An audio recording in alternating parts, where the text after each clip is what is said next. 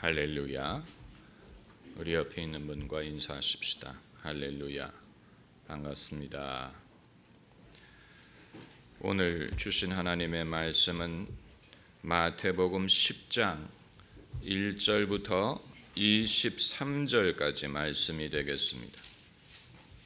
신약성경 마태복음 10장 1절부터 23절까지 제가 한 절 여러분이 다음 절 교독하도록 하겠습니다. 예수께서 그 12 제자를 부르사 더러운 귀신을 쫓아내며 모든 병과 모든 약한 것을 고치는 권능을 주시니라.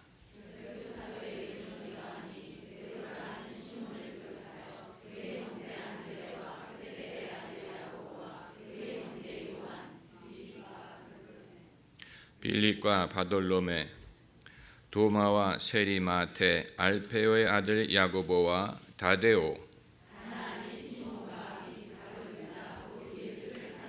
예수께서 이 12를 내어보내시며 명하여 가라사대 이방인의 길로도 가지 말고 사마리아인의 고을에도 들어가지 말고 가면서 전파하여 말하되 천국이 가까웠다 하고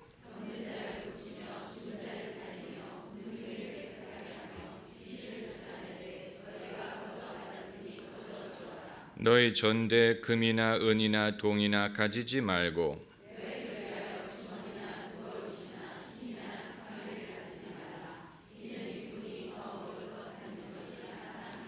아무 성이나 촌에 들어가든지 그 중에 합당한 자를 찾아내어 너희 떠나기까지 거기에 머물라. 그 집이 이에 합당하면 너희 빈 평안이 거기 임할 것이요 만일 합당치 아니하면 그 평안이 너희에게 돌아올 것이니라.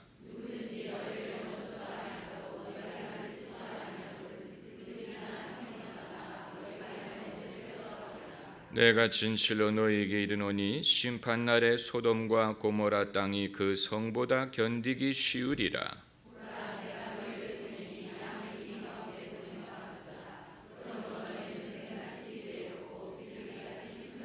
사람들을 삼가라. 저희가 너희를 공회에 넘겨주겠고 저희 회당에서 채찍질하리라.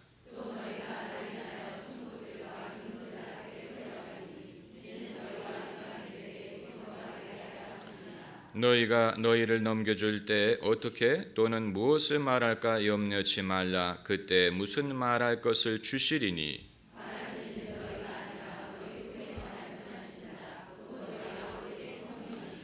장차 형제가 형제를 아비가 자식을 죽는 데 내어주며 자식들이 부모를 대적하여 죽게 하리라.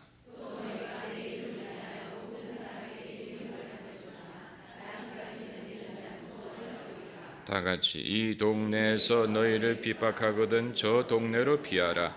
내가 진실로 너희에게 이르노니 이스라엘의 모든 동네를 다 다니지 못하여서 인자가 오리라.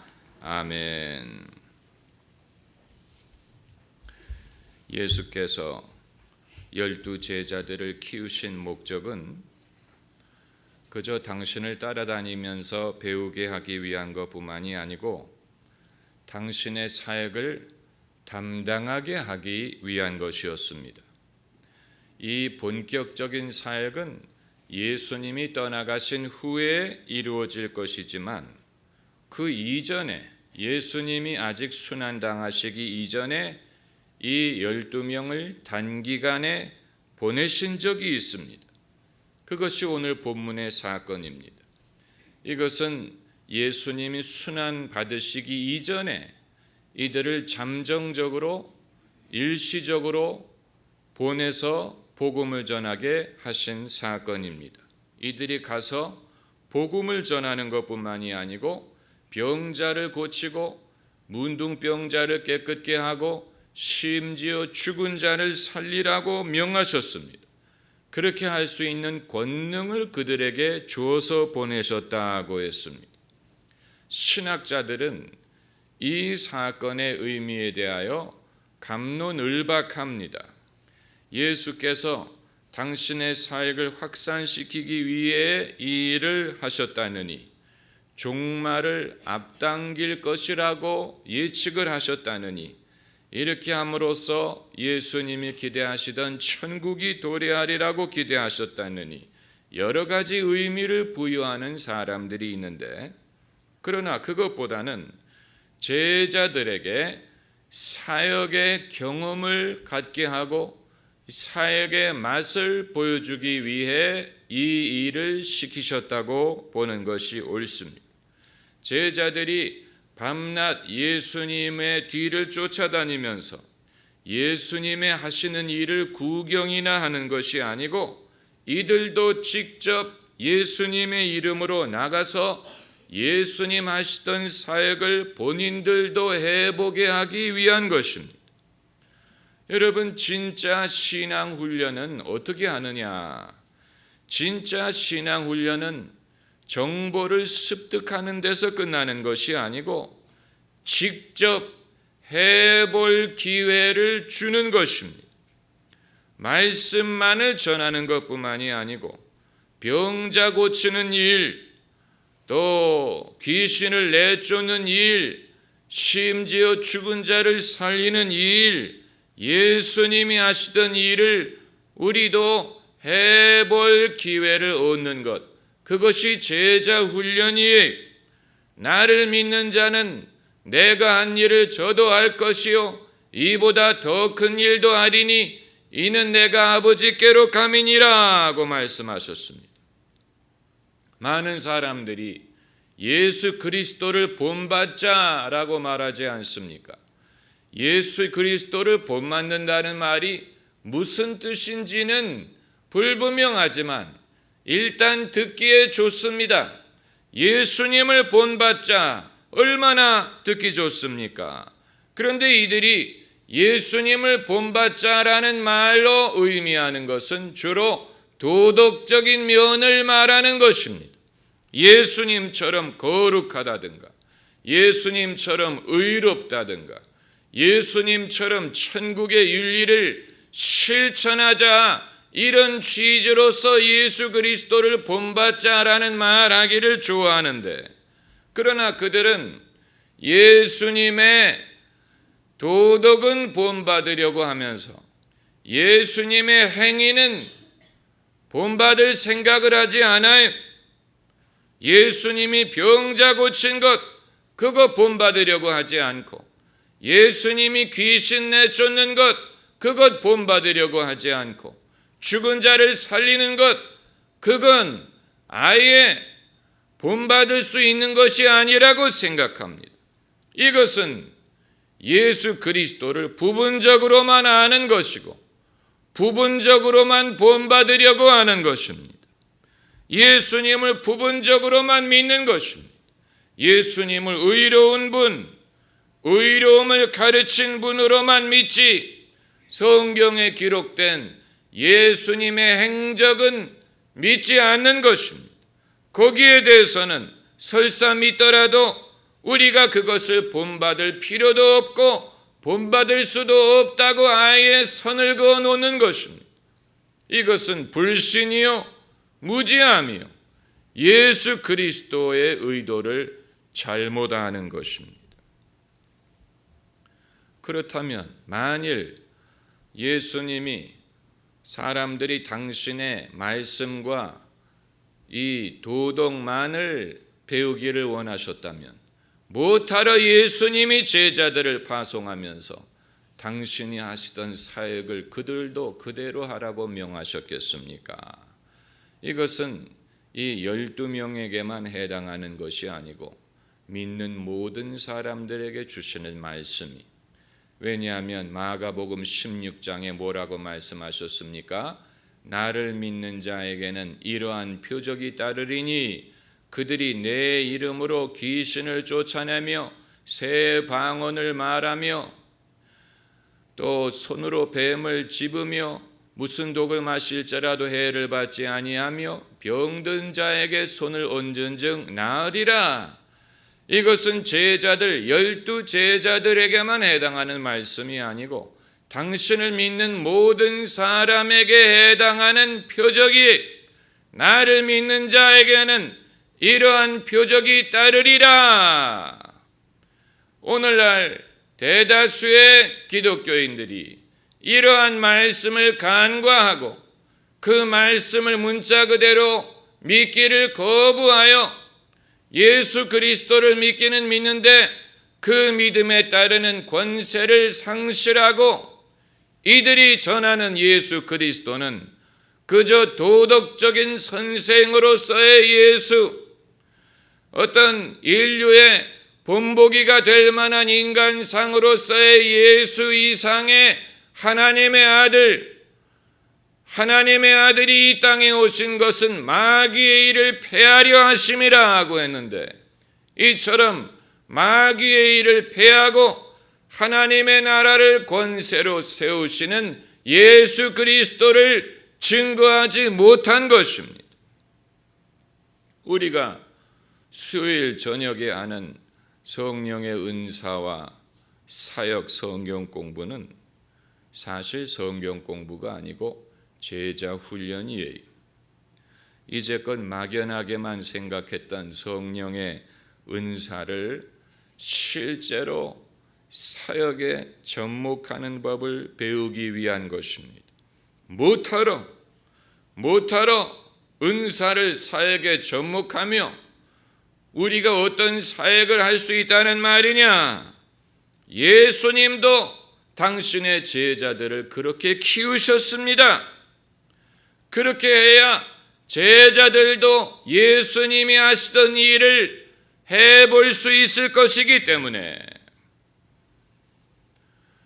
예수님이 제자를 키우신 방법은 다음과 같은 단계가 있습니다. 첫째는 본을 보이셨습니다. 제자들이 그것을 보게 하셨어요. 본을 보이신, 당신이 직접 믿음으로 행하는 법, 기도하는 법, 귀신을 내쫓는 법, 또 이런 모든 본을 보이셨습니다. 그리고 둘째는 그것을 설명하셨어요. 설명을 먼저 하고 그 다음에 본을 보이신 게 아니고 먼저 본을 보이고 그 다음에 설명하셨어요.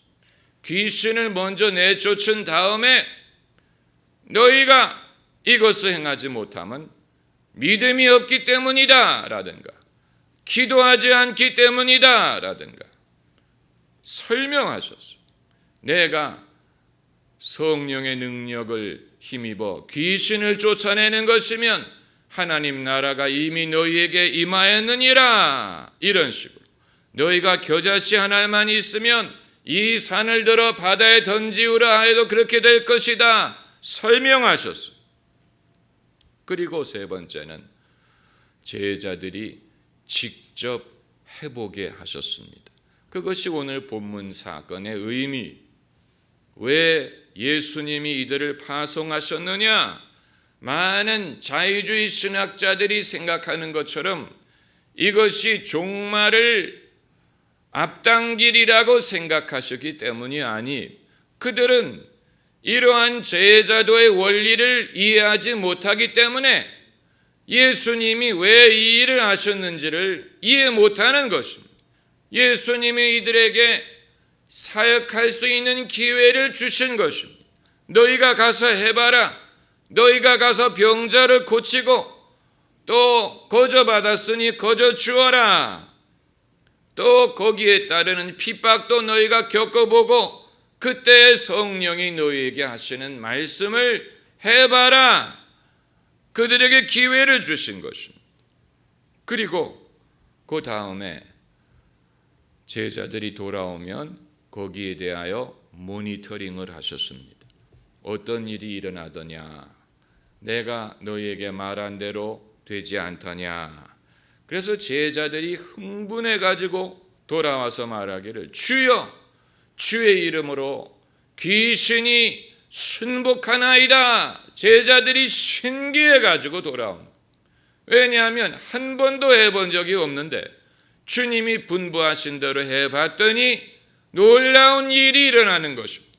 그래서 흥분해서 제자들이 돌아올 때 예수께서 그들을 이제 모니터링을 하시고 귀신들이 너희에게 항복하는 것으로 기뻐하지 말고 너희 이름이 하늘에 기록된 것으로 기뻐하라. 이런 식으로 이 과다하게 흥분하게 하지 않고 그들이 극단적인 대로 빠지지 않도록 그들의 중심을 잡아주셨어요.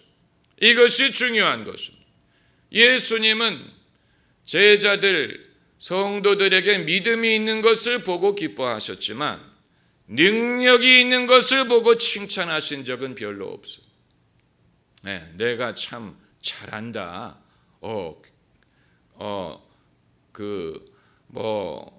놀라운 의외인데, 잘하는데, 이런 식으로 그들을 띄워주는 그런 발언을 하신 적이 없어요. 항상 이런 것 때문에 기뻐하지 말아라. 그날에 마지막 날에 많은 사람이 내게 와서 주여 주여 내가 주의 이름으로 선지자 노릇을 하고 주의 이름으로 능력을 행했습니다 라고 말할 때 내가 그들에게 내가 너를 알지 못한다 라고 말하는 일이 있으리라. 이런 식으로 이 영적인 능력에 대하여 흥분하는 자들에게 항상 그들이 그것 때문에 흥분하지 않도록 그들을 가라앉히고 그들의 생각을 바로 잡는 일을 하셨지, 누가 무슨 현저하게 능력이 나타난다고 해서 너는 과연 내 뒤를 이어 이 사역을 할 만한 능력이 있다, 이런 식으로 사람을 띄우는 말을 하지 않으셨습니다. 왜냐하면 예수님은 사람 속에 무엇이 있는지 아셨기 때문에. 베드로 같은 뛰어난 제자도 닭이 2번 울기 전에 3번 예수님을 부인할 것이라는 것을 알고 계셨기 때문에 예수님은 당신의 몸을 어느 누구에게도 위탁하지 않으셨다라고 했어요. 오늘날 교회가 잘못하는 것 2가지는, 첫째는 성도들이 이러한 성령의 은사를 사역에 접목하는 법을 가르치지 않는 것이고, 그것이 첫 번째 잘못하는 것이고, 2번째는 그러한 은사가 나타나는 사람을 바로잡고 모니터링을 하고 잘못되지 않도록 잡아주지 않고 그들을 내버려 두어서 그것이 교회 안에 이 불화와 또 분열을 일으키는 것을 방치하는 것은, 둘 다 잘못하는 것은, 둘 다 바로잡아야 될 필요가 있습니다.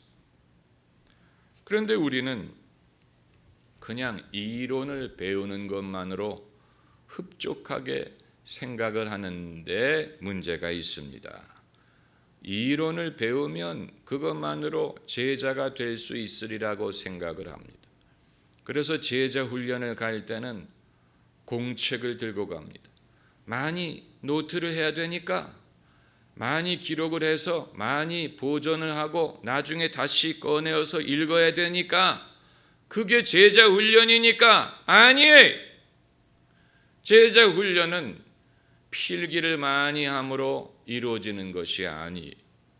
학습 중심의 제자 훈련은 그건 예수님의 방식이 아닙니다. 우리는 그 이상의 일을 하는 것은 도를 넘는, 주제 넘는 일이라고 생각을 하는 듯합니다. 주제는 그 이상을 생각한다면 주제 넘는 것이지, 도를 넘는 것이지, 나는 어디까지나 학생이지, 이런 식으로 생각을 하는 듯 하는데, 여러분 만일 그 이상 생각하는 것이 도를 넘는 것이라면 예수님이 못하러 제자들에게 너희가 가서 이 똑같은 일을 해봐라 하고 명하셨겠습니까? 예수님은 아시는 것입니다. 당신이 떠나갈 날이 온다는 사실을. 그리고 그 이후에 이 제자들이 그 뒤를 이어 이 일을 해야 된다는 사실을 알고 계십니다. 그러므로 이 일꾼을 키우는 것이 아주 귀중한 것입니다. 며칠 전에 이 TV에서 이 대우 그룹의 해체에 대한 그런 이제 논단이 있었어요.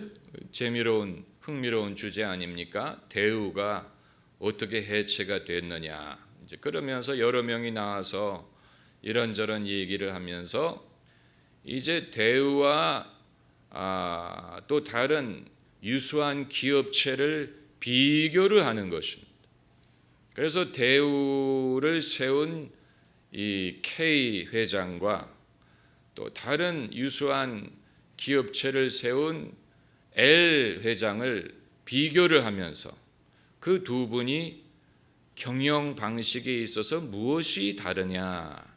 L 회장은 본인이 몸이 약하고 그렇기 때문에 유능한 인재들을 발굴하여 그들을 많이 세우는 일을 주력했고, K 회장은 당신이 모든 것을 할 수 있다고 생각했기 때문에 그야말로 모든 걸 당신이 다 하려고 한 거예요. 그러다 보니까 기업체가 어려움에 봉착했을 때 도대체 회사가 지금 어떠한 형편이 있는지 제대로 알 수 있는 사람은 회장 한 사람밖에 없더라는 것입니다. 반대로 L 회장은 믿지 못하면 맡기지를 않고 또 맡긴 후에는 믿는다. 이런 식으로 많은 인재들을 키웠기 때문에 그 인재들이 그 기업을 지금까지도 융성하게 할 수 있었다는 그런 비교를 하는 것을 보았는데, 예수님의 방식은, 예수님은 당신이 연약하기 때문에 그렇게 한 게 아니고 장차 당신이 떠나갈 것을 아시고 그 이후에 이제 제자들이 예루살렘과 유대와 사마리아와 땅끝까지 퍼져서 그야말로 온 천하를 다니며 복음을 전파하게 될 때 그 일을 넉넉하게 하게 하기 위하여 그들을 키우신 것이고, 그것뿐만이 아니고 그들도 제자를 키우게 하셔서 그것이 지속되게 하신 것입니다. 이 놀라운 원칙이지. 그런데 오늘날 제자 훈련을 한다고 하는 교회도 그것이 정보를 전달하는 차원에 머물지, 예수님처럼 성도들이 병자를 고치고 죽은 자를 살리고, 사실 저도 해보지 못한 일인데 제가 해보지 못했다고 여러분이 하지 못하라는 법은 없어요. 일단은 죽은 사람이 필요해요. 죽은 사람이 있어야 살리지. 산 사람을 죽여가지고 다시 살릴 수도 없는 노릇이고, 일단은 죽은 사람이 있어야 뭐 해볼 수가 있어요. 아프리카 나이제리아의 어느 한 부흥사, 이다호사라는 부흥사는 어렸을 때, 소년이었을 때 선교사님이 성경 공부 가르치면서 예수님이 병자를 살리셨다는 얘기를 들었어요. 눈이 휘둥그레졌습니다. 선교사님은 죽은 자를 살린 적이 있느냐 물어봤대요. 그랬더니 없다 그러더래요. 나는 살려보겠다. 그리고 그날로 자전거를 타고 온 동네를 다니기 시작했습니다. 뭐를 찾아서? 죽은 자를 찾아서. 그런데 하루 종일 돌아다니다가 저녁에 찾았어요. 그날 오전에 어느 소녀가 죽은 집이 있었어요.